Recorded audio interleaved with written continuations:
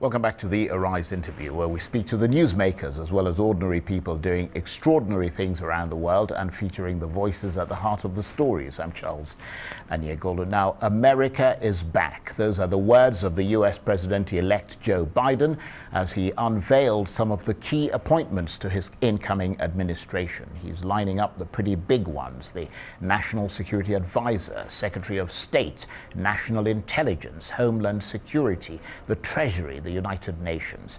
And amongst all those top-level appointments was climate change as well. John Kerry, the former Secretary of State to President Obama and himself a former presidential candidate, is going to be the climate envoy. I don't for a minute underestimate the difficulties of meeting my bold commitments to fighting climate change. But at the same time, no one should underestimate for a minute my determination to do just that. And as for the man himself, if I had a former Secretary of State who helped negotiate the Paris Climate Accord, or a former presidential nominee, or a former leading senator, or the head of a major climate organization for the job, they would show my commitment to the United States and the whole world. The fact that I picked the one person who is all of these things speaks unambiguously to my commitment. The world will know that with one of my closest friends, John Kerry, he's speaking for America on one of the most pressing threats of our time. No one I trust more. Mr. President-elect, you've put forward a bold, transformative climate plan. But you've also underscored that no country alone can solve this challenge. Even the United States, for all of our industrial strength, is responsible for only 13% of global emissions. To end this crisis, the whole world must come together.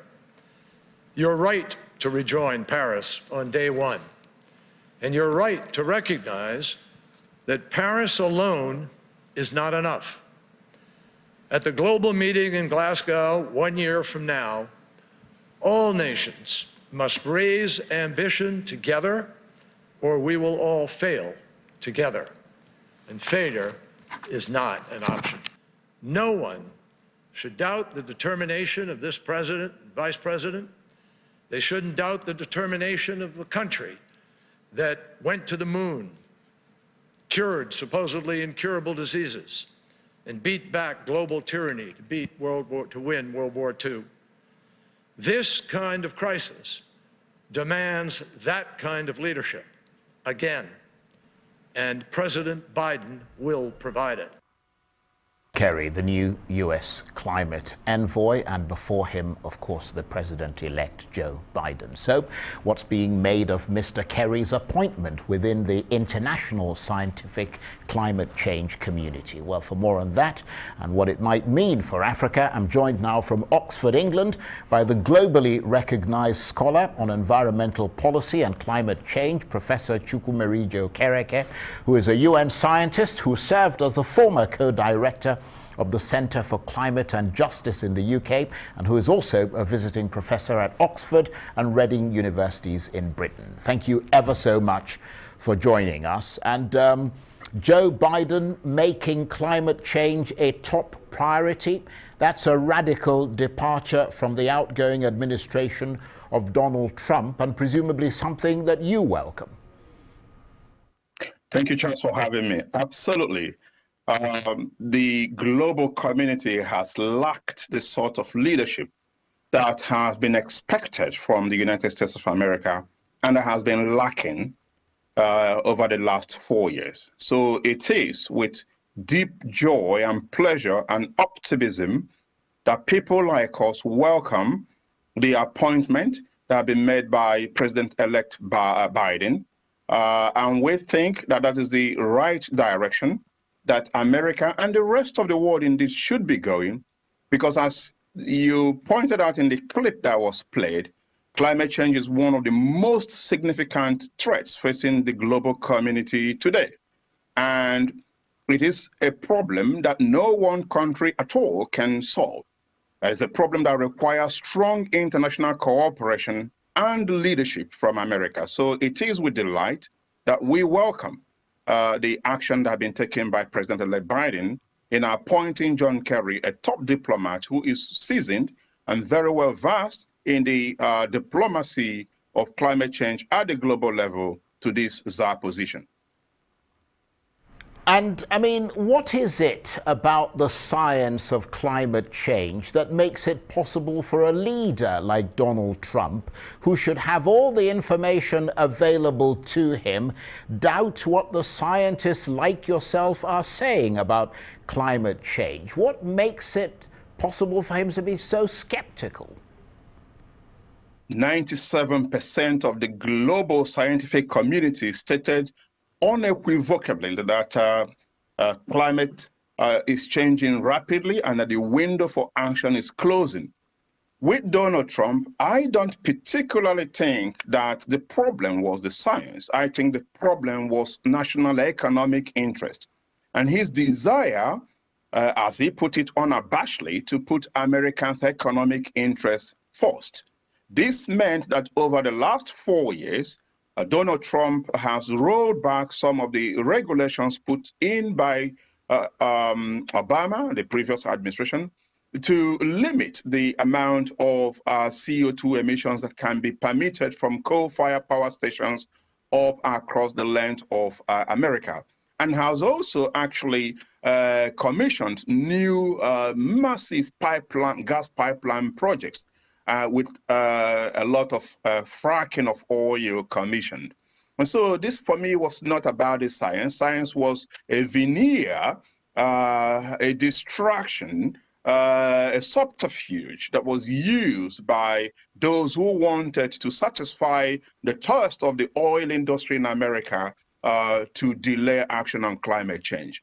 What is interesting, though, is that in California and indeed many other parts of America, evidence has shown that actually the renewable energy industry or sector has provided most of the jobs in American economic growth in the last 4 years. And so the argument that acting on climate change means turning off all the lights and going back to the pre-industrial era, competing with the dinosaurs, is absolute hogwash. It is nonsensical. And I'm glad now that we have America that is embracing the science of climate change and committing to take back their rightful place in the global leadership community to drive this action forward.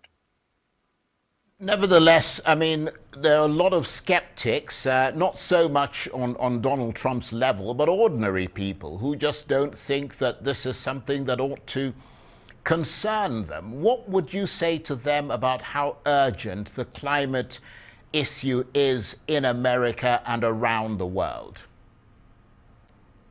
Look at the wildfire in California and other parts of America that you and I covered, I think in September or so. Look at the wildfire in Australia. Look at the increase in the frequency and intensity of other extreme weather events like wildfire, like storms, like surges. Look at, even in our own country, Nigeria, look at the frequency of flooding and other extreme weather events. This is an undeniable challenge that is staring us in the face. And any attempt to try and explain it away, wish it away, bury our head in the sand is just not going to wash. I will say to ordinary people in America, a number of you Americans are already actually victims to climate problems. There is a growing number of climate refugees within America, something that we haven't seen in terms of the propensity and size before. This is with America. Heat waves is a growing problem. A lot of drought and famine is being experienced in pockets and parts of America. So everyone who cares to look and admit evidence cannot really, in my view, reasonably deny the fact that we are now living with climate change. So given the rather apocalyptic vision you've painted for us there, I mean, how limited is America's window, and by extension the world, to strike now or suffer the consequences? Thank you. The work we've done in the IPCC, United Nations, show that we need to cut emissions by half between now and 2040, 2035-ish, which means that we don't really have a lot of time. And there are huge implications for Nigeria and the rest of Africa once you begin to look at the numbers. In fact, some models suggest that already all the coal mines around the world should close, and between now and 2025 that we should be stopping other kinds of fossil fuel extraction. So, but on the other hand, you can see the prices of a number of renewable technology falling, in some cases by up to 86%. So on the one hand, there has been a growth in humans' ability to tackle the problem through technological innovation. But on the other hand, we have seen in some cases the reluctance of oil companies and some oil-producing countries to take action. My message to Nigeria and the rest of oil-producing companies or countries around the world is you have to act now. The earlier you begin to act, the better. Time is not on your side. And indeed, to hide away from the problem is not a solution, because failure to plan is planning to fail, because the global revolution for renewable and green transition has already started. And I mean, to stand a chance of escaping the consequences of climate change that you've put out there so eloquently, I mean, America's global leadership is crucial, isn't it? In the run-up to the Copenhagen Agreement in 2009, and more recently to the Paris Agreement, it was actually American diplomacy, and particularly American bilateral shuttle diplomacy with China, that made Paris a reality. And although we have to say that a lot of activities at the subnational level in America does mean that actually America is quite close to meeting its own Paris goal, what that has meant, what is lacking rather, is America pushing for more funding and action to be taken by the developing countries, which is quite frankly where the action needs to take place in order to avert global catastrophe due to climate change. For example, before Donald Trump came into power, America has pledged about $3 billion to support developing countries like Africa to take action. And I think Obama had already actually put $1 billion on the table. What Trump did was to cancel that deal and withdraw Americans' commitment to provide the extra funding that is required. My hope now is that with President-elect Biden taking over, that America is going to go back and renew that commitment and make available that resources that is sorely needed by countries like Nigeria and others to take action. Okay, Professor Okereke, I'm going to ask you to please stay with us, because we would like to talk to you a bit longer. You're watching the Arise interview. Plenty more still ahead as we continue our chat about the effects of climate change and the appointment of John Kerry by Joe Biden as his climate envoy and the potential impacts that will have. Stay with us.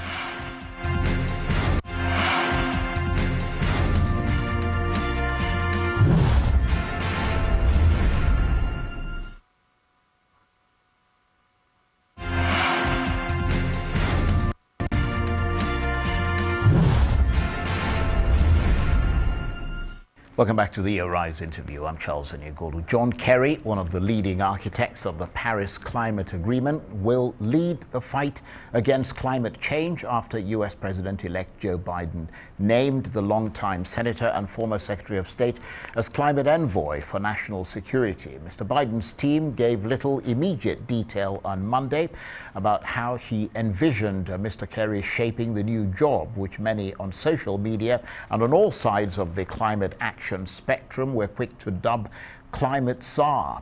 But the transition team made clear that it will be a prominent role, with Mr. Kerry becoming the first member of the National Security Council to focus exclusively on climate change. It was one of Mr. Biden's first steps in making good on campaign pledges to confront climate damage more forcefully than any previous U.S. administration. And correspondents say it's a sign of how the incoming administration is heeding warnings that natural disasters from global warming will weaken U.S. defense and lead to conflicts around the globe.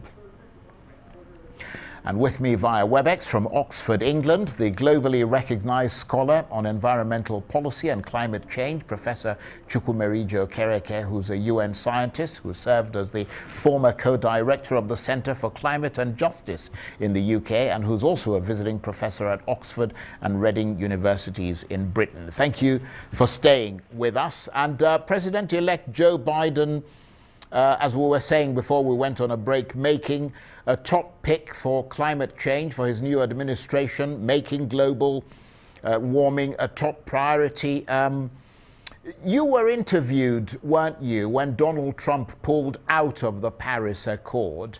What are the implications of Mr. Biden's return for climate change in Africa and in Nigeria?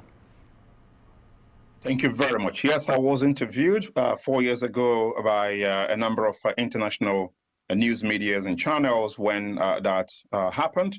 I made it clear that one of the points I made in those interviews was I actually thought that it was a slap in the face of Africa, because Africa is the most vulnerable continent to climate change as a result of a combination of factors, including geography, weak adaptive capacities, and etc.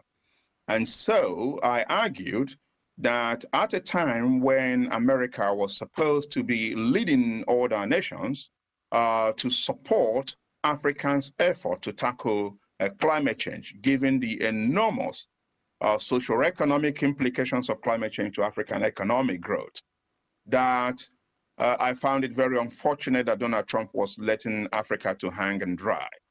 And so I am hoping that with the return of America to the driving seat, that Africa will be getting a lot more international assistance in terms of finance, in terms of technology, in terms of capacity building, to enable African countries like Nigeria to rise up to the challenge of climate change. At the same time, it is important for African government to realize that with the new impetus for greater climate action globally that is going to be championed by America, there are also dangers for Africa. One of the dangers is that if the global transition or green growth transition takes hold, and I told you in the last episode that it is already taking hold, that then means that pressure is going to be brought to bear on African government to leave their oil on the ground. And that will pose significant consequences for our economic growth. So there are two sides of the coin. I am hoping that African governments will embrace this new leadership from by America and work with the American teams to manage our own transition to avoid disruption and greater economic harm for the continent.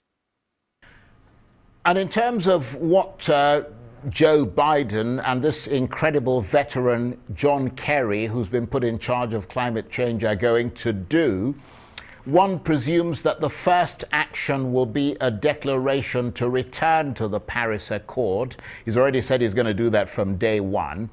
But beyond that, do we know about what climate policies Mr. Biden will be rolling out from January the 20th when he takes office? Do we have an idea yet what his climate plans are? Presumably he's going to, take policies to reduce US domestic greenhouse emissions. Yes, we already have some ideas, not a whole lot of detail, but some important ideas. We see that we think that one of the steps that he's going to take is to ratchet back the sort of emission thresholds that coal-fired power stations across America are allowed to emit. Obama did make a lot of effort in this regard, and as I said before, some of those regulations were rolled back by Trump. And actually, Trump decimated the capacity, human resource capacity, in the American EPA, the Environmental Protection Agency. And at a point, somebody that was actually skeptical of climate change was leading the EPA in the United States. Now, what we will expect to see from Biden is the repopulation or the restaffing of the EPA with veterans, people who believe in science, who are capable of articulating policies that will help America drive further in reducing their greenhouse gas emission.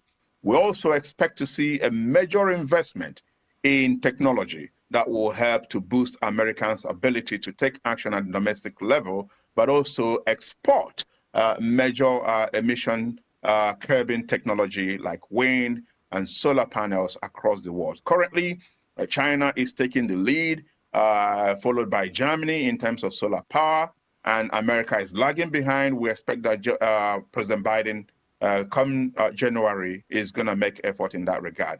Another major area of policy action that we expect to see will be working with the oil industries in the United States to reduce their investment, limit the prospecting of oil, and perhaps use more of carbon capture and storage technologies to reduce the amount of GHG emissions that they are pumping into the atmosphere. So we have an idea of the direction of flow, and we expect to see much greater action at the domestic level, but also crucially for Africa, the new government working with African countries in order to ratchet up action in our own continent. And of course, Mr. Biden also has executive authority, and as you mentioned, the ability to regulate a lot of sectors: U.S. automobiles, power plants, U.S. oil and gas development, expand the use of clean energy. And that makes his pledge to get America to net emissions by 2050 and by 2035, in just 15 years, to net zero electricity sector emissions. Does that all seem realistic, or is that an incredibly ambitious domestic agenda on climate change? And we've got about a minute left. I have actually read reports from the WRI, World Resource Institute, that suggests that America could even do more by bringing that target much closer. But should Biden meet the current target, that will still be something that some of us will think it should be commended. So yes, you've touched on the key points, and those are the actual areas that we're expecting that Biden administration will move in order to show greater American leadership in the climate action globally. Sir Chukwumerije Okereke, I want to thank you very much indeed for joining us and for your insights. Professor Chukwumerije, of course, Okereke is a recognized scholar on environmental policy and climate change, and he was talking to me via WebEx from Oxford in England. That's it for this edition of The Arise interview. Join us again tomorrow. From me and the entire team here in Abuja and the United Kingdom, bye-bye, and thank you for watching.